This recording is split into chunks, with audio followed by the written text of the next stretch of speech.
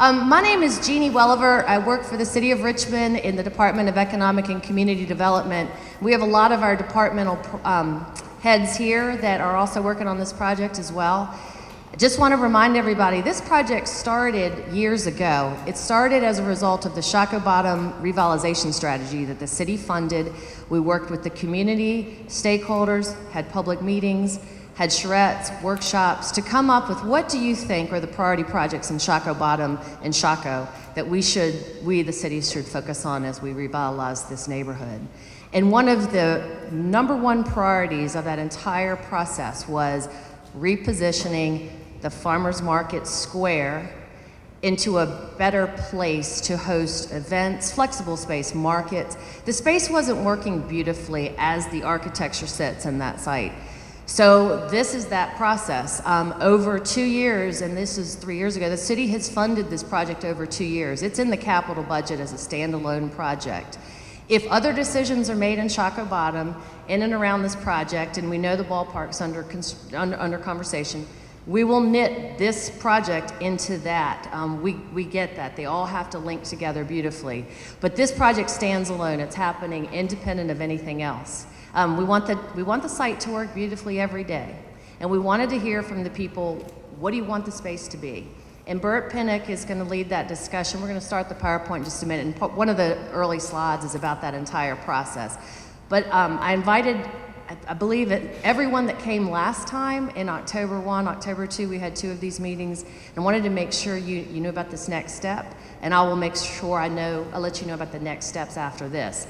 This conceptual design that you see tonight has not been anywhere but this room. We just released it to the Times-Dispatch. It'll be on their website, hopefully after 7 p.m. tonight, and we'll put it on our city website so you can share it with your friends. Please send me all of your feedback. Do it by the end of April if you could. And then I'll let you know what the next step is. Once we get a conceptual design that the community supports, then we'll take it to the Urban Design Committee and the Planning Commission for official design review. Okay, so thanks again for being here. There's food and drinks. Please help yourself, and we'll get started. So I'd like to introduce Burt Pinnock with Baskerville, and they're the lead designer on this project, lead architecture firm.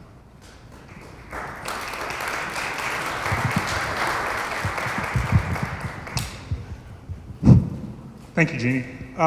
So everybody can hear me? Everybody can see me? If I continually move, and we'll work that out. Also here with me is Tim Hamnett from our office, as well as Stacy Fahrenholt from Spatial Affairs, who is our landscape and planning consultant as well. And there are a whole host of other people that have been involved with this. So as Jeannie said, this process started some time ago. Another one of our partners, who some of you may remember, was Project for Public Spaces, who assisted us in the engagement effort and also developing basically the mission and vision for this place as you've defined it. At the end of this, I'll take some questions and we'll talk if you want to, or we'll just all go home, however you want to do it. But I want to make sure that everybody here is kind of on board with where we're going with this. Next slide, please. So the process started literally just by listening over a period of months with a whole bunch of different entities and groups. The public at large, absolutely. But then the Shockoe Bottom business group, how are they impacted? What are their needs? What are their interests? What are their fears? What are their concerns? That kind of thing. The folks who live in the area, the city that has to maintain it, they're a stakeholder, absolutely. You do utility groups that have to maintain it, the fire department, the police department, and everybody's invited to give input, of every concern. And so we tried to gather all of that going through this process. And so I'm going to sort of reiterate and repeat kind of what we've heard. And so what developed is in essence, a very simple mission. And we have even had the opportunity to take groups and just walk through the marketplace and beyond and talk about what's good, what's bad, and Jeannie hit on some of that, the things that impede the use of it, the things that are very good about it. 40,000 people at a bacon festival, you can't beat that with a stick. but then actually getting 40,000 people into this space and out of the space presents its challenges. All those kinds of things we need to address. So what we heard basically is we want a flexible space. Don't lock it in. We need to be able to use it any way we want. We want a space that reflects who we are as a community, as a city, whatever that means. We want a space that certainly has green. Richmond in the summer is how do I escape the heat? We want a place that is user-friendly, not only for the folks in the immediate area, the folks who work here, the folks who live here, the seniors, the kids, and everybody in between.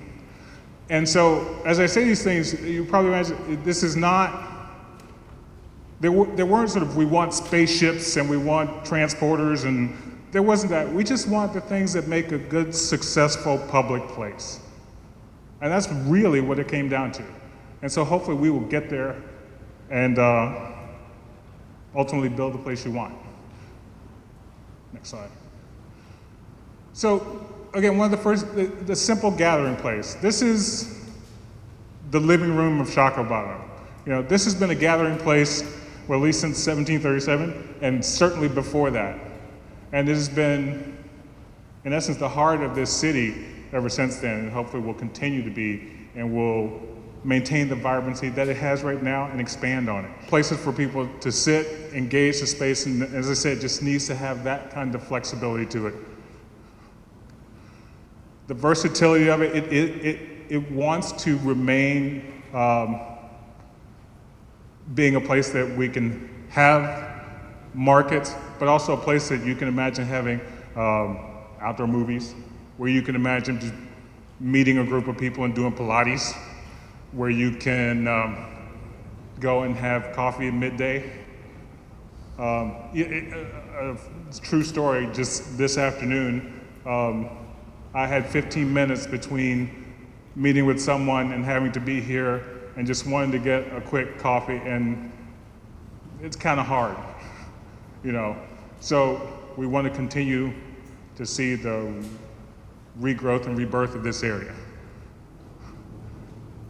Absolutely, not rocket science. Again, we want some place to hang out.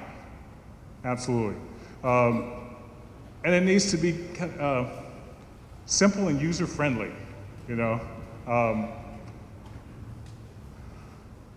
Next. The outdoor dining piece is a must. So when we work with, especially our business owners who front the market today, it's a struggle. We've got 3-foot sidewalks, 3.5-foot sidewalks. The guys on the corners have it a little better. We've got some very historic cobblestone streets. We've got some brick sidewalks, kind of thing. It's not very conducive to outdoor dining, not to mention that the challenge of how do we provide that space for them across the given streets that we have. But it's something that we're becoming a foodie town, right? You can't sort of open the New York Times or the Washington Post or the LA Times without reading about Richmond's foodie culture. And so we certainly want to be able to continue to support that, but we also want to make sure and provide the venue for our businesses on the square to succeed. How do we provide the open spaces that we want and the connections to the nature that we would like to enjoy as well, and not have them sort of clash? But this is, again, these are not rocket science things. How do we provide those things where, I've heard more often than not, this is just not someplace I'm going to bring my kid. What are those things that are going to attract families, young people, as I said, seniors, in a comfortable and relaxing space? And the connection to our city, there's a history town, there's a history state, there's a history country.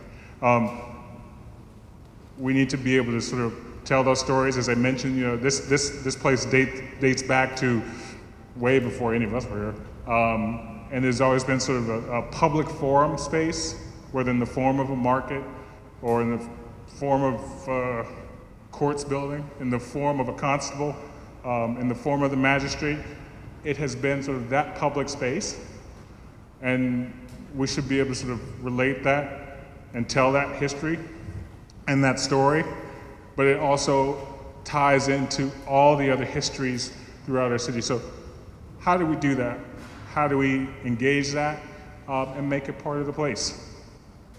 And above all, for people. Now, this will be not the terminus of the Capitol Trail, but almost the terminus of the Capitol Trail, the new Capitol Trail coming up 17th Street, sorry, through the market to this space or to the bike space that'll be below. Also, we have to think about just from a functionality, the access through this space for our, again, as I said, our businesses. We got to just get delivery trucks in. And this is not stuff that hasn't been done in millions of other places. You know, they figured it out. We just have to understand how they do it. So, you know, how do we get the service vehicles in and out? How do we get emergency vehicles in and out? How do we get valet service to our businesses, restaurants on the square, in and out? And certainly not losing its heritage as a market. We have seen a rebirth of our markets across the city, and we want to maintain that kind of activity. I think the owners, the operators of the market have been doing a really great job in keeping this kind of activity going, as well as the larger festivals for sure, but we sort of want to maintain this idea that this is an open market space as well. Yeah. And festivals, you know, as I said, the bacon festivals, the Brunswick Stew festivals, the invented Lemonhead Festival, just, you know, you name a festival, and we'll put it on for you, because we'll have the space to do it, and George and John, wherever they are, will be happy to work with you. Public art is something that certainly comes up again a lot, and it's a big part of what's been going on in the city. And again, it's certainly, think of the thing, for example, right outside the Main Street Plaza, inside, all throughout the city, public art wants to be a part of this as well. I think that came up in every meeting that we heard, every constituency sort of said, art should be a part of this place. Art is a part of our everyday life, so why not? The examples that you know, some of the good conversation was what type of public art, and that's a TBD, to be determined. You know, all of these answers are not here tonight, but we want to make sure that you know that they're included as part of the solutions to what we're doing. The scale of the public art, the way that it will interact, what it is all to be determined. But again, providing the canvas and the palette for that to happen. And I won't say 24/7, but again, that living room space that is open and inviting to everyone to use at any time. It is, you know, Shockoe Bottom in the city of Richmond's public square. So the idea that we can use it for things like outdoor movies, that we can use it for things like outdoor exercise classes, that you could have a wedding there, are all strategies that are included in this process. And so all that said, so all that sort of went into the hopper of what this place is going to be. And now we're going to sort of pull it back out, sort of unpack it a little bit, and I'm going to let Tim talk about sort of how that gets interpreted into this space.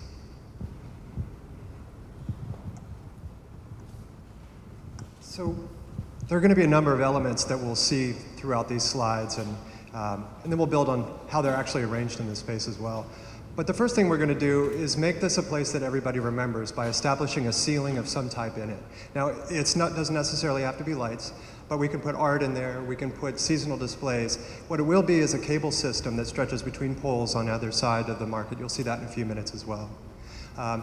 Some local or some worldwide examples. Denver uses a simple festoon lighting system, which would be easy to put up and put down for times that we want to see it up, or if we wanted to get a little more elaborate, there's some bird cages here and some lampshades for Design Festival in Europe as well, or just a hanging seasonal globe, something that announces, hey, you're here. Remember this space, and people will remember it. Next one. Water, music, lights, all coordinated together are going to be kid magnets. People are going to gravitate to this space. I'm a terrible dancer, and I guarantee you I'm going to chase my son and dance through this space. And I bet you all of us will have our story about dancing at the market at some point. But let's make this a really, really fun place. Let's use these as a backdrop for other events in the area, like musical events at one end of the plaza or another. So the planted rooms will be a number of different sizes, a number of different spaces and scales. They can be intimate zones just for a quiet lunch. They can be a quiet zone for you to read in, for anybody to have a small group meeting in. Just coordinate it with John and George, and you're in. They're going to provide shade. These planted rooms and bands that you'll see in a few minutes, they're also going to identify the pedestrian corridors and the bicycling corridor that sort of work together through the spaces. We're not going to introduce anything that you don't already have a mind in Shockoe Bottom about. We're not going to reinvent something in here. We're going to take contextual cues. We're going to use these to band the space for different uses. We're going to use city brick pavers at some locations. We'll use granite and concrete pavers in other locations. We'll reuse the existing cobbles and granite curbs to help define the space as well. Who has looked up in the marketplace recently? I did. It's a tangle of wires, and while some artists might think it is really, really great, I don't think Ed Trask is here today, but he would agree, most folks don't. So we have this awesome opportunity to bury those cables, but to do that, and to not take away the power to the buildings and to the storefronts that are there, we need to have the transformers on the ground. And the transformers are big and they can't be in the floodplain.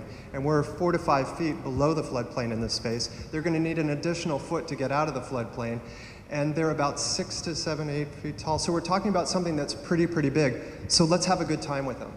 Let's enclose them. Let's clad them in things that we want to touch, things that we want to stand in front of, things that we want to interact with. Let's clad them in things that remind us of the context of our area as well.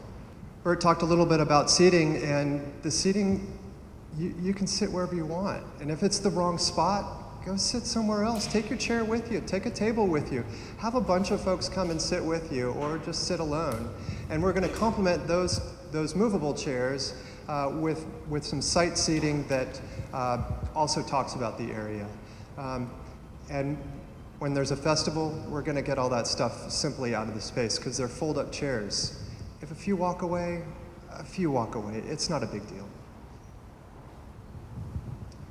There's a lot of great things happening in the square already, but retail is not exactly thriving in this area, in the immediate market area. Now, there are a few great places down there to buy a bottle of wine and to get, I think there's even a picture framer down there, but let's incubate that space. Let's take this opportunity. Let's invite in seasonal retail like they do at Bryant Park.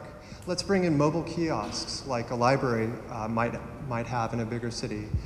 Let's invite the super temporary vendor like the fellow with the bicycle repair shop. Let's take those empty storefronts, make a curated 4-foot deep gallery. Let's put great lighting in there, put awesome art in there, and let's let people say, wow, that looks splendid. That looks fantastic. Why isn't our business down here? One thing I always want to remind people, the space when you take away everything from Main to Franklin, from building face to building face, is about the size of a football field. So it's not small. The transformers are like, smart cars. So we got a football field with some smart cars in there, and then we're going to build around it. The place is connected every which way, if you will. The Capitol Trail path you see coming up on the left, cutting across into the market space, Main Street, Franklin Street, served by public transit, GRTC bus, hopefully bus rapid transit sooner than later. Proximity to the Canal Walk, it's proximity to the passenger rail, to the train station, and again, the Slave Trail, the Freedom Trail, and all the other trails that are in between freedom and slavery. I don't know what they are. But so this is the context that we're working with is extraordinary, and I think again we'd have to work really, really hard to mess it up. And I think one of the things, and I didn't include it in the slide, but it'd be an interesting sort of look, the evolution of this space, at least from the early 1800s through the day. There was a 3-story multi-use building on the site, that served, as I mentioned, sort of the magistrate. The courts building, had a police station, had a market in it, and that kind of thing. And then that building, I think part of it burned, and then it was taken down to a 1-story building that evolved it to be sort of just a market with some public spaces like a restroom. I think there's an ice house in it, and then ultimately that building was demolished. And in the 70s, what you had was barely a lean-to on either side, and the vendors just sort of backed their trucks up to it. So the evolution of the space has gone from being sort of an open public space to being a built-up space to coming back to being an open public space. I mean, in essence, it told us 200 years ago what it wanted to be, and we chose to ignore it, and now we're kind of back to listening to what the space wants to be. So we're going to start with the survey map, and we're going to build on that. First thing, let's take away the old market or the existing market structure. Everybody seems to want it. School groups, the James River Green Building Coalition, I'm not saying that correct, JRGBC. They're doing a conference about it or a competition about it right now. So it's not like it's going to go to waste. Let's give it another life elsewhere. So by just taking that away, we're going to completely reestablish views in there. That was something that we heard a fair amount about during the first public meeting sessions, the first workshops. Let's raise the street level and create that storefront to storefront public plaza. Let's keep the cars out of here. Let's close this down to cars. Let's reroute the traffic. Let's have this a space for you and me, for our kids, for seniors, for anybody who wants to travel in this space. And if we need to let some vehicles in, we can accommodate that. But we'll also accommodate service vehicles and restaurant and retail parking needs with a valet system.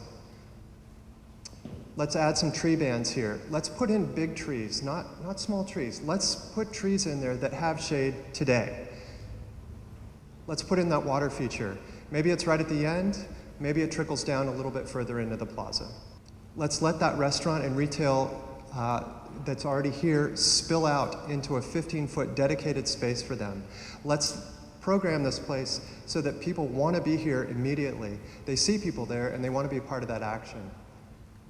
We're going to sort of allow a gateway on either end. The gateway at Main will be a little bit more closed off to cars, or will be a little bit more closed off with that protective element, but it will also include awesome public art, a big one, and then we'll put we'll use the other gateway, we'll have the water feature and the other sort of gateway that sort of welcomes in whatever happens to the north of this market. Let's put in that great public art, something huge, something like the giant chia pet. Let's take the things that are already in the market, the bowls and the bell, and let's do something else creative with those elsewhere in the space as well. Let's put an informational kiosk, a community bulletin board, a wayfinding station, either end so that nobody ever gets lost, and once you're there, you know where you are and you know what was here before, and you don't ever want to leave, or if you do, you want to come back quickly. And then let's provide power, water, and gas connections. Power and water for current vendors, water because I'm thirsty. Have you guys found a public drinking fountain in this neighborhood? There's one at the fire station.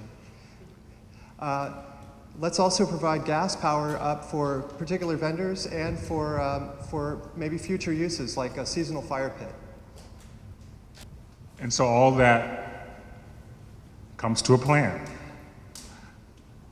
You've got Main Street on the left, Franklin Street on the right, Arcadia on the lower left, the Y on the upper left, and the plan of the plaza. So on the lower and the upper, you see where we've outlined outdoor dining. So we'll have about 12 to 15 feet strip of dining dedicated for each vendor. After that, then we have a public walkway just above the dining at each side, and then those outdoor rooms that Tim talked about. They separate sort of the public walking way from the main open space. They provide the shade, the seating area, the hangout space. And I'm going to take a second and introduce Mary Lorino of Mary Lorino Architects, who's also part of our team. Hey, Mary. We've got the water feature on the Franklin Street side. You see the sort of indentations on each side will be the valley drop-off area. How we service vendors from each side of the space. The open area in between, and can you go to the next slide, please? Will also accommodate over 70 tents for market events.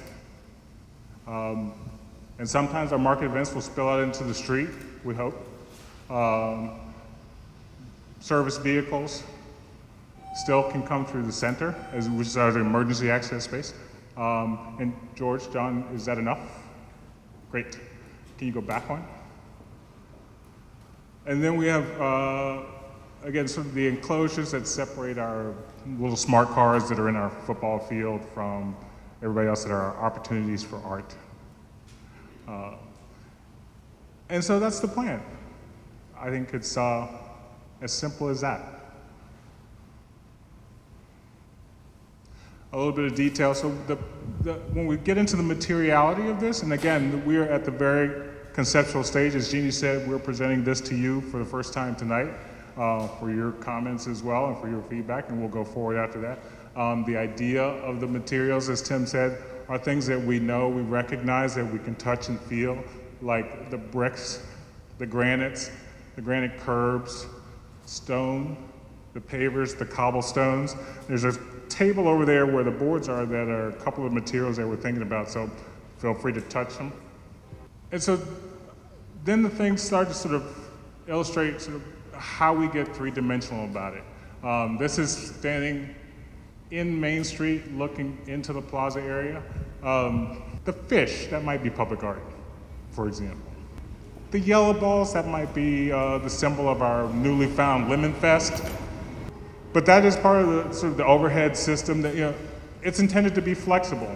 So we work with the fire department, we've worked with utilities to provide a system that'll provide a flexibility for George and John to brand that whatever's appropriate, be it lighting at Christmas, be it lanterns for the festival, be it hanging bacon for whatever you want to do with that. Next. And the spaces that, as they sort of become a little more intimate. So the idea that we have the continuous row of dining along the storefronts with a little bit of separation, we're going to continue to work with ABC and the city on how we integrate some of the challenges, let's call them challenges, of beverage service and the public space. The casual seating, the fixed seating, and as Tim said, a couple of them walk away a year. It's okay, they'll be back. vendor spaces. So again, make sure that we provide the flexibility that we need. I think we haven't omitted anything. Hopefully we've included everything that you've asked for. And so I'm not going to say anything else about these. I'm just going to say these are our final images of the space. So thank you. And I'm happy to take your questions. I'm going to put Bert up at the front, and John and George, we're going to ask people to please form a line behind a microphone out in the aisle. And we're going to, we want your feedback. I just want you to understand this is the first time we've introduced a conceptual plan to you, and we want you to react to it and tell us, are we on the right track, are we not? What do you don't like about it? What I don't like about it are the transformers. I'll tell you, that's our biggest design struggle. And you can see this box out here. There are a couple property owners in the audience, and some of the transformers are near your front door, and I want to hear from you about that. On the square, we're going to need about 6 above-ground transformers to deliver the different power feeds for each of the businesses. And the city's going to try and hide some of those on the Main Street Station property on the parking lot behind the YMCA. But we can only go a half a block away from the person that needs that power because the power drop's going to be too great and it won't work for you. So we've got to put some of them, unfortunately, in this square. We don't want to do it. We think it's awful. But they can't be underground, and we got to get rid of the poles. So we are eliminating the wooden poles that you see, and we're using the light poles in this plan to act also as the grid system. So we're not introducing any new poles. It can also be a banner program as well. So when you see the light, and we can flip back as you ask questions, I just want you to realize we're trying to eliminate the ugly. That grid that you see, the layout of these yellow balls, that's just a placeholder. But we've worked that out with the fire department. It can't be much denser because they need to get their trucks in and make sure they can fight fires through this square. But we're constantly working with them. So if you have a reaction to it and they're not dense enough, we can revisit that with the fire department and see what solutions we may have. But again, those yellow balls are placeholders. The fish, the Nemo, that's just a placeholder. That just means public art somewhere. Yeah. And we know that the Franklin Street end is going to be knitted together with whatever's on the other side of Franklin Street one day. And we do know that. So the Main Street is still a very significant face of that, and that's where we'll put a valet service, and also at the Franklin Street end. And that valet service came from all the restaurateurs and the business owners along the Market Square. We're going to eliminate some parking that people park at night in that farmers market shed system, and we don't think that's a really great use of the space. Therefore, we're going to make sure we solve the business owners' parking issues before we come back to you and have any expectation of taking, the parking away. The other thing is, this is the process beyond tonight. When we finally get a conceptual plan that you buy into, we'll take it further. We'll take it to UDC, conceptual plan. Then we'll come back and revisit this and take it to final. So we'll have as many meetings as we need to have to get to that point, but I'd like to keep the project moving along, so I'd like to hear what you have to say. The other thing is, when do these sheds come down? When does the construction start? We're not there yet. I can't answer that question because this is that process. We will take the sheds down in the timing of the project, but also working with the business community that's impacted. So there's a lot of things we need to check off before we can answer the question. When does the sheds come down? When do we start the construction of this project? The other thing we're doing is we're working with Dominion on the engineering of these overhead utilities. So I'm asking every business or property owner along the square to give us permission to look at your accounts, to look at the power usage, to make sure we keep your lights on when this project's over.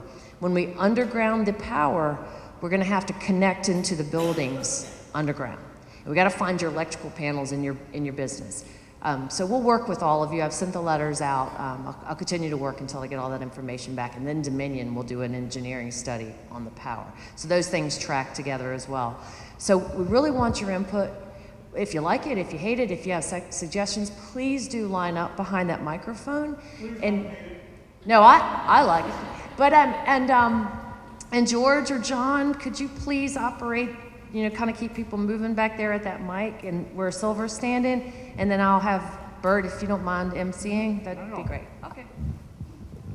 As I said, please don't hate it. No, I really want to hear what you have to say and what you think. So, please. Hello. Hello, my name's Silver Persinger. I know there's a public restroom in the building that's located at the very end of the farmer's market, and with the increased population and all these people that are going to be at the farmer's market, I think it's totally a reasonable request to request a public restroom. I don't think it's a fair burden put on businesses that they supply the public restroom for all these hundreds of people that are coming to farmer's market. Thank you. Sure. Thank you. I'm Lawrence Williams, architect. Good to see you, Bird and Jeannie. Lawrence. I actually like the plan. I think it's well done. It's very simple. Some of the issues we talked about earlier was the alley. That's the midsection. That could be a merchant's row or whatever down that alley. So somehow we might. I know that probably is a phase 2. So we might deal with that. Very quickly, the electrical barriers, if you will. Maybe you could take the kiosk and have the kiosk back up against it, so it's subconsciously it looks like it's an interior space for a public information booth or something of that nature. Incorporate the kiosk with the electrical enclosure. Years ago, I had a client, a little old lady that had a 100-acre farm, and her husband would take his carriage and ride it from Hanover all the way down Richmond-Henrico Turnpike to here to sell vegetables and go back every day. She still has the 100-acre farm. My point is anything here dealing with the average farmer's market issue, the food desert issue? Will they be able to sell any vegetables or whatever on this site? And the last thing is Mr. Glave's bulls and the shed that's there. I'm wondering if we should keep, say, 12 feet of that shed with the bulls still in place to kind of define the end of the area so it doesn't bleed off into the street. And I agree that length is more than adequate to handle the activities that occur. But just as a homage to the past, maybe there's and saving some money, if you will. I don't know if you can keep that as well. And relationship to the stadium, I think you're probably headed in the right direction on your photograph over here where the building this building here defines that end of the plaza. I'm sure a building at the other end will square it up at both ends of the plaza. And always emphasizing that we're trying to have business opportunities and restaurants that are independent of the stadium so that they have a life of their own. And so I think you did create a good sense of place here. Okay. Thank you.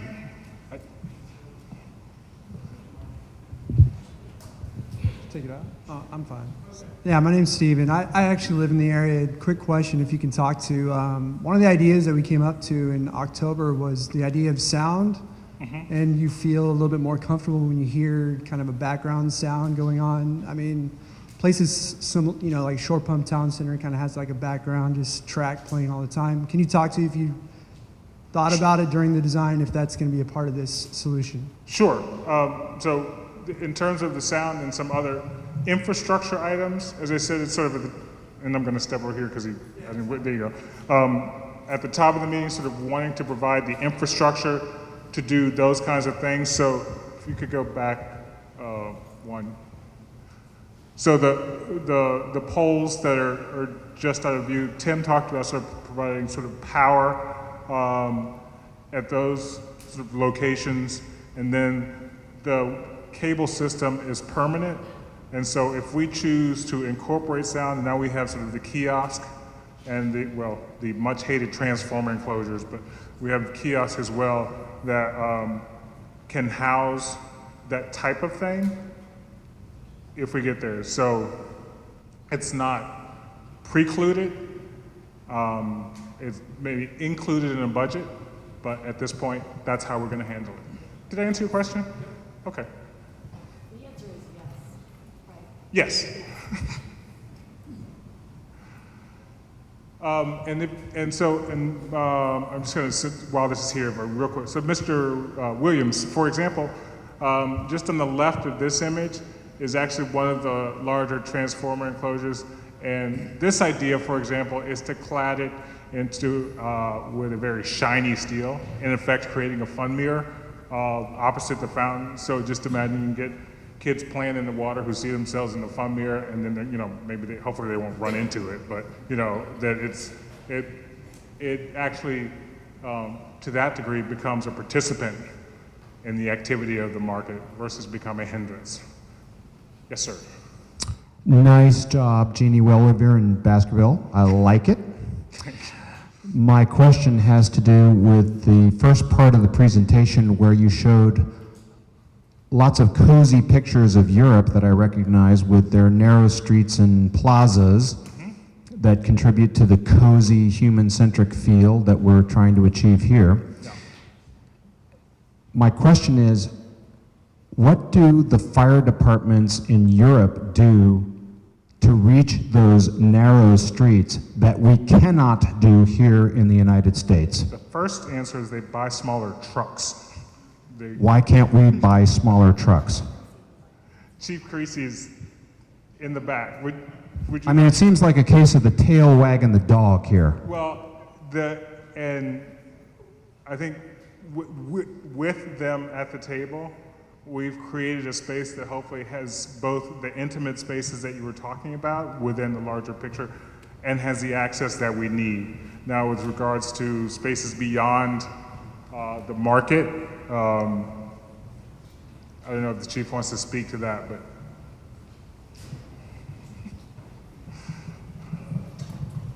Thank you. As a resident, lifelong Richmonder, I'm amazed at what has been accomplished here and the almost limitless possibilities. The second thing I will say is I'm very pleased that the fire department was invited to the table very early in this process and engaged in a dialogue. Have you thought about this? Have you thought about those issues? These are going to be challenges for us if we have to come here on a bad day.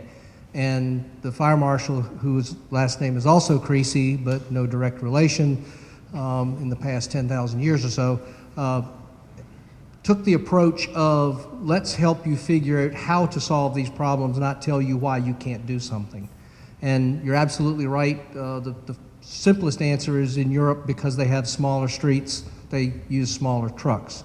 Industry standards in the United States are different, and I'm faced with the challenge of acquiring a fleet of vehicles that serve all Richmonders, not just here or there. And the fire trucks and the fire personnel who staff this neighborhood are subject to be called to other neighborhoods if they're having a bad day.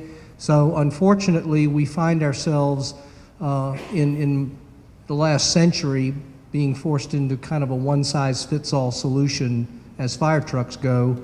And in order to accommodate special need, we have to buy a specialized vehicle, which add to the operating costs and therefore the budget of the department. We're exploring alternative vehicles. We're looking for the biggest punch in the smallest package possible. And so all of these things are up for discussion and present opportunities for us, not obstacles. Thank you. Thank you. Thank you for presenting tonight. There are three things that I'd like to point out. One, I tentatively like what I see. I think that you folks have taken a lot of the feedback from the October session, and have really tried to incorporate that. I believe I was with Lawrence when we did a tour and we went through the alley. I noticed that you did not speak much about the alley. So I guess one of my two questions or comments directly, other than I like the plan, would be, can you speak about the service alley, specifically what we consider Walnut Alley now, and how service vehicles may access that? And if you don't have an answer, that's acceptable as well, but I'd like to know. It seemed to be left out. So Walnut Alley is about the upper part of this slide. You can see where it sort of enters there. Technically, Walnut Alley is beyond the face of the building, is outside of the scope, but we certainly not precluding it. And the most important thing is to make the transition to it. Vehicles will still, what we've talked about with the business owners and the other inhabitants around the area is that we'll figure out what the appropriate service hours are for deliveries and trash and all of that, and they'll still have access through the center of this space into the alleys and beyond. And so that's the plan. That's the operational plan. Okay. I didn't know if, due to the change in coloration about halfway up where the alley cuts across, if that was intended to symbolize a change in gradient so that you could drive across the space, or if that was just a coloration. That's a change Result. in coloration, and it's meant to sort of, so we have sort of the very rounded, rough cobbles of the alley that sort of feed into the space, and so there's more of a detail of how we hardscape that, and it's a transition. Okay, fair enough. And I guess my second and final question or comment would be, Lawrence, I think, brought up a really good point about the transformers, using them as an addition or an allusion to an existing structure, such as your kiosk. With where Richmond over the past few years has, I think, adopted a position of utilizing flat structures for artistic output. We see it down by the old power plant. We see it on 18th Street with a building there, the business there. Had there been consideration, if you were not to use it as a shining mirror, as an interactive mirror, to use that as an artistic space to dissuade or encourage people using the appropriate incentive? Yeah, so sort of back kind of midway through Tim's first time up at the mic, he showed a concept of, and I don't know if you're gonna, whoa, okay. Yeah, I saw one whip past, and I didn't know if that was a representative or just an example. Just as, oh, whoa, there we go. Yeah. So, yeah, this is sort of just an example. So, again, so you see the mirrored idea, sort of the public discourse idea, any number of interpretations of public art or vertical planes of what that might be. I think we want to look at it as another opportunity for public art, not unlike the Bull's Heads, not unlike Nemo, that these are opportunities and not hindrances. If Jeannie had said before today that she hated them, we would have taken them out. No, I'm kidding. This has been a dialogue for a long time, but that's how we look at them. I appreciate it. Thank you. Sure. I like it. It looks great. I'm excited for the changes. I'm wondering if what are we going to call this market? Can I get you to stroke a check for $3 million and we can call it whatever you want? Is that Yes. Jeannie knows where I'm. No, I understand. That's part of this process, but we're not there yet. But we want community input on that as well. It's been called many, many, many things. It was originally a market. It was before the Indians were here, and they were trading along the creek. It's been named many things. The farmers market came about in the 80s, but it's an important farmers market. We get that.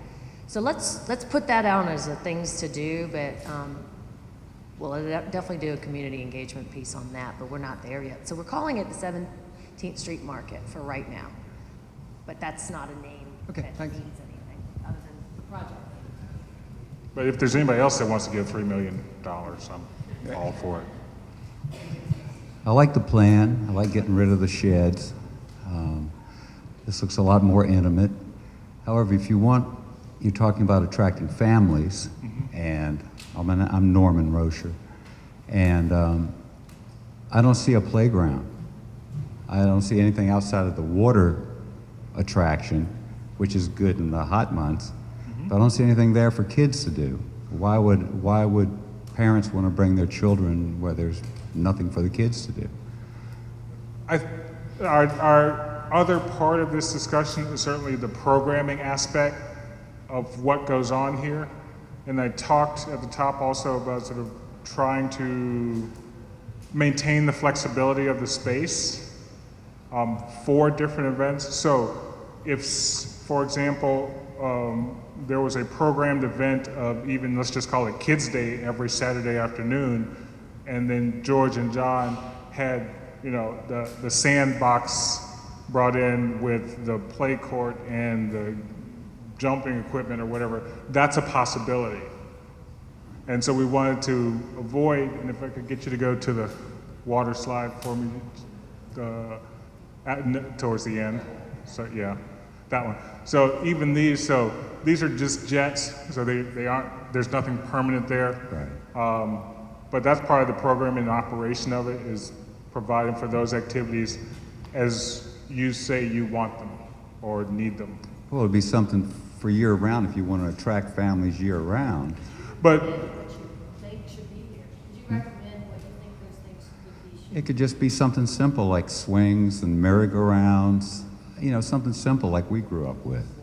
Slides, you know, something that's permanent. Doesn't have to cost an arm and a leg, but it'd be something permanent. You don't have to be bringing in these inflatable things that are tacky as all get out. You just have have something that's there, and that the kids can come down Sunday through Saturday. It doesn't have to be a special kids event. Every day should be available for people who want to bring their families down. And I think that's absolutely valid. And I mean, my little bit of pushback on it is that, you know, we have a number of parks and whatnot within, you know, almost a stone's throw. You know, Yeah, but they're going to have to go there. No, I understand that. And so, again, with the idea of maintaining an open, flexible space that appeals to everybody, because, for example, I think from the one thought is, okay, if I create those permanent things that have very specific seasonal uses, what am I giving up in the other 8 months, for example? Right. So that's kind of how we approached it. So, you know, with the river, the other parks that are in this vicinity, and this is a city, this is an urban area. So that was how we responded to that. Because it looks to me like it could be Stony Point Fashion Park, it could be Short Pump. Okay. I mean, really, it's a space where you go and you walk around, and they have permanent little areas for children. Another problem I see is parking. You're talking about valet. 6th Street Marketplace was a complete failure. You had to pay to park, which nobody wanted to do, and then you had to pay higher than the mall prices for whatever products were there. You're talking about a valet service to bring people in, and then you have to do a valet. That sounds like a lot of work. If you're trying to address bringing people in, nobody's going to want to. All right, you got to shell out money for a valet too. Nobody's going to want to. You know, I'm being cheap, but. No. I mean, I don't see anything spoken about you're eliminating parking. Where are they going to park? So again, and this has absolutely been talked about. So I think we quantified the number of spaces, excluding the ones that are inside the market, because those aren't always permanent, but we're talking about less than 20 spaces along the two sides of the street based on where you can park. And the proliferation, of existing parking lots, even if you just turn around, so Main Street Station and Carrier Street beyond. Right, So we're talking but it's about all within paid parking. I mean, to attract people from the suburbs who can go in, or even from down, you know, around the encompassing area, they're not going to want to pay to park to come down here to eat at a restaurant. Or to shop at the farmer's market. I understand. There's some parking options down on the bottom. Is there enough parking as you're bringing up? We have an intensive parking study that we're working on. The city thinks parking is extremely important. Your point is so valid. It's on the top of our list, actually. The parking, just so you know while we're on the subject, the parking lot at the plaza across the street, the first hour is free. Just want you to know, the one right out here is we're going to look at solutions like that. We get it. I mean, not everyone can pay to park. Right. And then there's solutions like Bus Rapid Transit and GRTC that circulate. We have 880 buses circulating around. We're looking at every solution. Better improved bike paths. Your point is so valid, and we really appreciate it. It's on the list. And I think it's our duty to come back to everyone and tell you what the parking plan and the options are going to be the next time. So it's a check.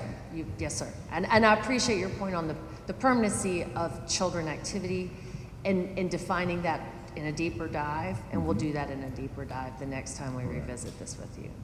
One other thing, and I'll get away. I'll go away. It would be nice to see a bandstand, a place for musicians to come and play. That's not something that you bring in on a trailer. Something that's attractive, that's covered, that looks like the center of this mall that you're creating, where musicians can come in and they can play for the people that are there, rather than being down on the ground level where only a certain number of people can see them. Something that's a little bit raised.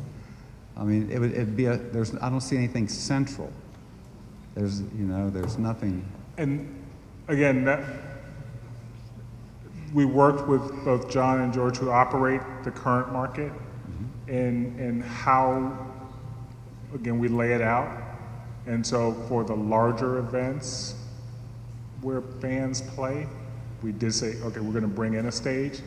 For the day-to-day, if a couple of folks wanna go out and actually just play, there is nothing that prevents them from doing that. So again, sort of having that flexibility without creating the permanency that would inhibit other things. And we specifically actually talked about the center because we went back and forth. And so there was the one planned image where we had all the tents laid out, for example. We start to sort of, again, inhibit the other activities that we want to program and operate throughout the space throughout the year. So hopefully I'm making sense. You're making great sense. Thank you. Thank you. Hi, good afternoon. My name is Monica Esparza, and I'd like to thank you for all of your hard work I'm sure that you have put into this. I also get the sense that it just reminds me of a mall, going to the mall. I would like to see more creative aspect, and I heard you talk about the statutes and things that you will be incorporating into this, but I think there's probably more of a artsy kind of creative element that could be incorporated. I also have a question. I understand, so I came a little late, so I apologize if this was already covered, but I think I've heard that you're going to use concrete blocks to create this plaza, yes?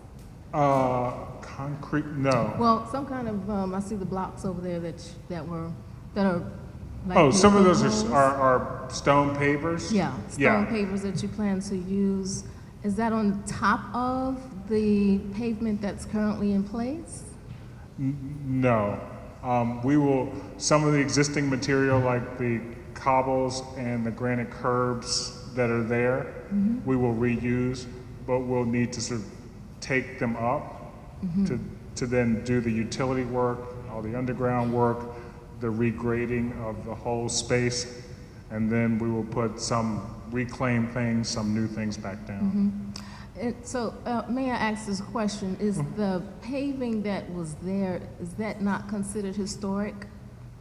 The paving that the is cobbles that are current, in the street? cobblestones that are now sort of under what used to be pavement. So there's some areas that are paved and some cobblestones that are exposed now. And it's my understanding that those are historic They're very cobblestones. old. They're very old. How Yeah. old? I could not tell you Could you exactly tell me? how old they were. Could we possibly do some research first before we take those up and reuse them to determine exactly what kind of historic relevance that they have? I can't tell you the age of them, but one part of our presentation is how many times this square has morphed over time. When the Indians were here, it was dirt. We can show you images and put them on our website of how many times this has been manipulated. I'm aware. We understand. We also have ADA and accessibility needs to meet, and some members of our team and some of our advisors are in wheelchairs, are blind, and we want to make sure that when we're done, to be able to walk down the street is open to all people, no matter what your situation might be. And the cobbles, we want to reincorporate them because they're important, but they're not a very good surface for a lot of our visitors. And so we're running a balance of that. I appreciate what you're saying, and we've talked about it at length. We also just don't think that cobblestone are a good thing for some of our people. But yes, your point's very well taken. Yeah, so even if you don't do anything with it, at least preserve it, you know, because it was preserved for many, many years. And I know that it, you know, I mean, it's just, I don't know, but they look just like the same cobblestones that were unearthed during the Lumpkins Jail excavation. And so that's Well, significant African American history. I hope that we can look into it before we do that. Yeah, just real quick, no, so the cobbles that are in 17th Street are not that old. Those are shaped, cut stones that are in the street. The cobbles that are in Walnut Alley, I think, are older than that, but I don't know that they're as old as the cobbles that are, the stones, actually those are stones that were found in Lumpkin Jail I may site. be wrong, but I think they were the 1800s, so I think it's still, you know, worthy for us to find out specifically. Oh, absolutely, right? absolutely.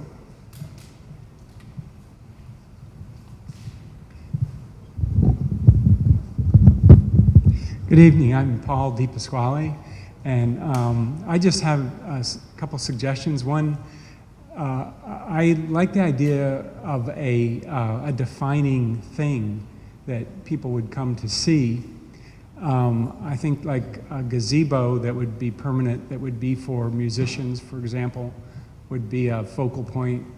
And another would be, in terms of public art, I love the, actually, I don't know about Nemo as the fish, but I was thinking a sturgeon. I mean, a big sturgeon that's specific to Richmond, specific to the James, was historically important to the Indians, and to Richmonders after the Indians. And it would be something to come, you know, you could walk under that kind of sized sturgeon. I don't like the spheres. I do think that lights are tremendously important, and I think that if you had a vertical light that went down and up, so at night there would be not exactly, not at all like a searchlight, but would add verticality to this long horizontal linear. And along that line, I don't like these trees. I would vote for the London plane trees that are typical in Europe. And lastly, knowing that, or I believe that the Shockoe Creek is underneath this area. Paris has canals underneath the streets in just near the Pont Marie bend in the Seine. And there are oculuses which were initially so that canal boats could see 150 yards along the way. But some of those oculuses are opened up and people can look down into the canal. And if it were possible to look down into Shockoe Creek flowing underneath this area, I think that would be a real attraction. So I kind of agree with I think Norman Rocher about having a focal point, a merry-go-round or a gazebo, and a sturgeon. I mean, I'm, you know, as long as this room sturgeon. So those are my suggestions. Yes. I'm not a fan of the spheres either, just so everyone knows. Those are placeholders. But could you comment on what your thoughts were about hanging art, lampshades, anything off the grid other than light? Did you say instead of the lights? On a night when you hang both?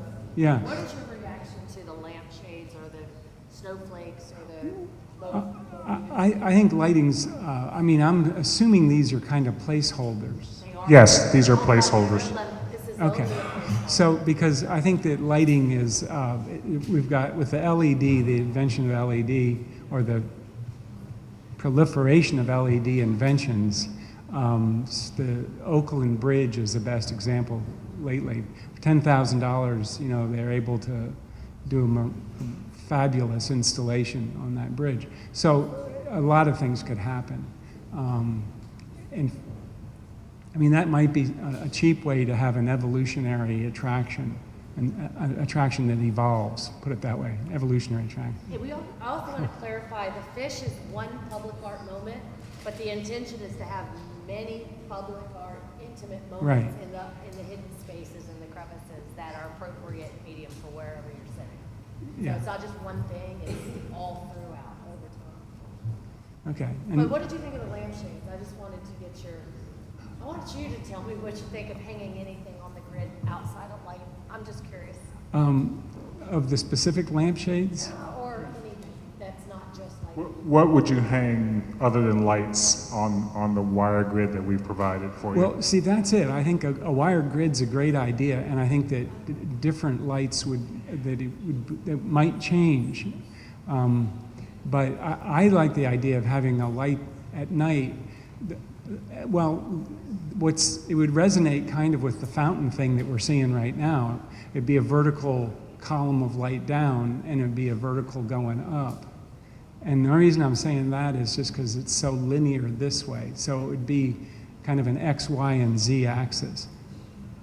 That's what I've been inspired by tonight, looking at your stuff. Thank you. Thank you. Hi, I'm Lauren Miller. I live about 3 blocks from the farmers market, so I do have a few concerns. Parking, I know, has already been mentioned, but it gets so crowded here already that when I come home and try to park in the lots that are designated for my building, they're full. And that is incredibly frustrating. So I think parking is definitely a huge issue. And I've got a couple of comments here too. The lighting, I love the lampshade idea. Or rope lights, not those yellow balls. I know it's a placeholder though. I'll fire Tim tomorrow. Okay. And you mentioned possibly having weddings here. How would you block it off to keep the public out during those private events? I got married in Seattle on a public beach, and there were a lot of other people there, and it was awesome. So I don't think we would block it off. Okay. And also, to the other guy's comment, a gazebo in the center might be nice also to actually have the ceremony on. Let's see. One thing I really liked about Richmond was that everything used to be something else, and we really hung on to the history. I think this looks a little bit too modern. It would be really nice. There was another gentleman that commented about possibly keeping part of the existing structure. I think that's a good idea. Just, I don't know.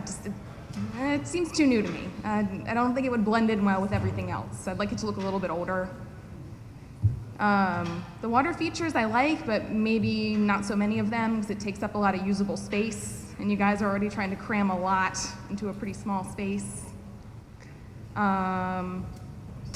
What about Wi-Fi? Would there be a possibility of Wi-Fi? Yes. We're hoping to do that sooner than later, like now. Oh, that would be great. And John, if you have an update on that. Do you have an update on Wi-Fi, when it will be available at the bottom? We're at a capacity of almost 600 access points right now. Awesome. So what does that mean? I'm sorry. We're working with Limelight. Okay. Limelight. RBA Wi-Fi. That's awesome. We want that to happen tomorrow. That would be great, 'cause especially with all the seating areas that would be put in, I would definitely go and write papers for grad school and hang out there if there was Wi-Fi. Someone else mentioned restrooms, that there was already a restroom at the end of the farmer's market. I didn't even know there was one. Where is that? At that little building that's at the other side of Franklin, fairly modern, brick with a green roof, 2 stories. Okay. And we do have bathrooms in discussion on our list of making sure bathrooms are accessible to the public. Yeah. It may not be in the middle of the market, but we know it's an important thing. Okay, good. And I would love to have a giant chia pet as one of the art pieces. I think that'd be really fun. And then also, if maybe the public art pieces could be something like kids could like climb on as well, something not so fragile that it could stand up to, like, well, even me climbing on it, because I honestly would climb on it. But that might also be a way to incorporate something to bring the kids in. And so that's all. Thanks. Thank you. Hello, my name is Elise Miller, and my favorite part of this is the flexibility, that it isn't one set thing for one group of people, whether it be children, adults, elderly, whatever it may be. My favorite part is that there isn't a gazebo and that there is not a merry-go-round. I don't want to, if I wanted to go to a playground, I feel like I would go to a playground.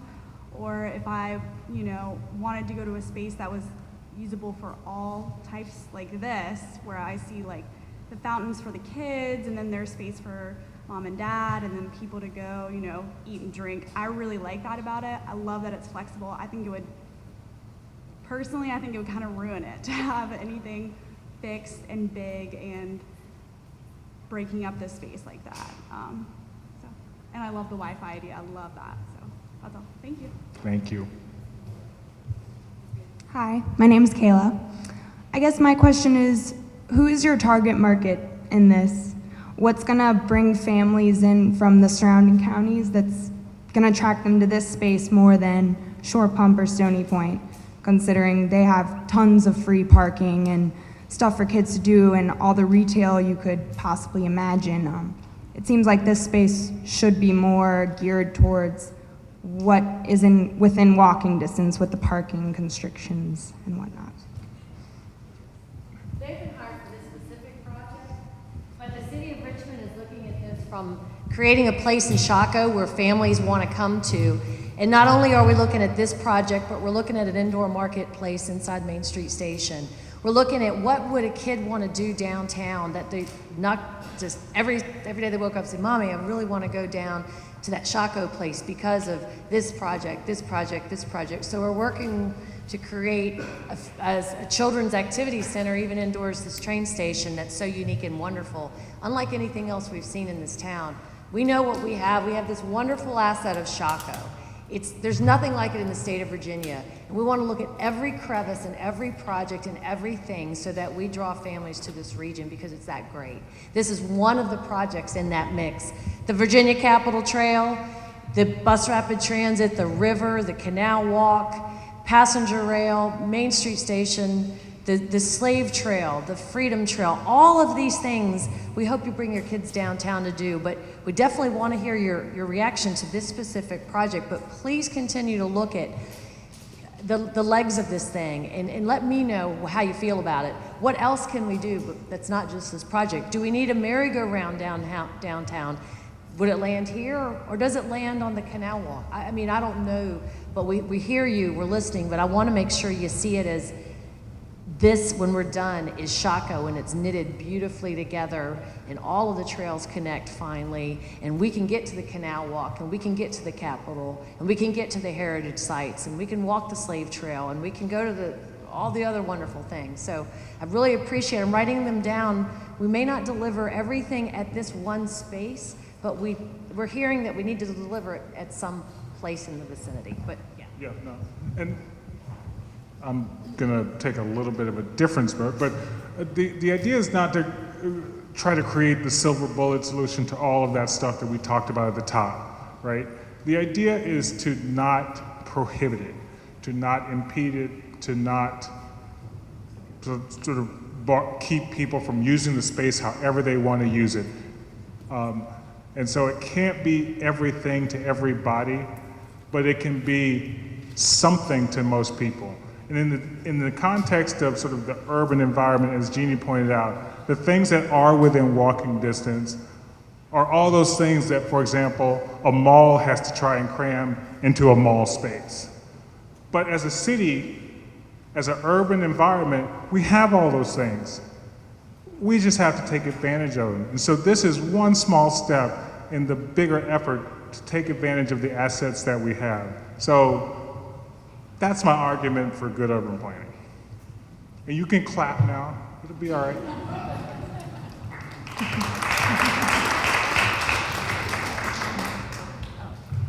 Despite my casual dress, I'm not a skateboarder.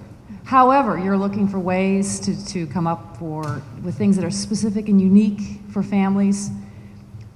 Something that the skateboarders can use that's legal in this space, that's not considered trespassing, that's within keeping with not wanting to prohibit people from having fun and using the space in the way that's right for them. And finding something that kids between the age of 10 or 8 and 15 and older can do, like skateboarding. We don't really have that in the city of Richmond. in a space that's considered legal. There's a lot of illegal use that happens, so why not make it a place where they can do it in the open outright? Cool, thank you. Hi, I just wanted to mention that it looks like the hometown feeling of it is lost, like it's a little cold. I remember going to the farmer's market, you know, walking around with my family, with my kids. This is just too harsh. It does look a little mall. We need to bring a little more family element, and we don't need all of that extra waterfalls and everything to enjoy our kids. Get back to basics. Maybe can we just revamp the farmer's market? And what happened to the name of the farmer's market? Did we decide to change that? Is it No. not? No. 17th Street Market? No, we haven't decided, and as you sort of talked about, we have not even broached the landing of a name. For the purposes of this project, we've called it 17th Street Market, but that's... Still see the vendors there, you know, the craftsmen there. I feel like this is going to be way outpriced or expensive, and it's not going to draw the families down here. You know, let's keep it simple. We can do that. Thank you. Thank you. Well, any more questions? Thank you very much for the feedback, the input, the comments. As Jeannie said, Tim has been writing feverishly, and we will look to answer those for sure. This will be made public on the city's website. Please send your comments to me. My email is on the posters, but it's jeannie.welliver@richmondgov.com. If you don't have my name written down, I'll give you a card. I will make sure we'll get back to you guys, okay? And I appreciate everybody's comments, and we will touch base again on the next steps of this project. Thanks very much.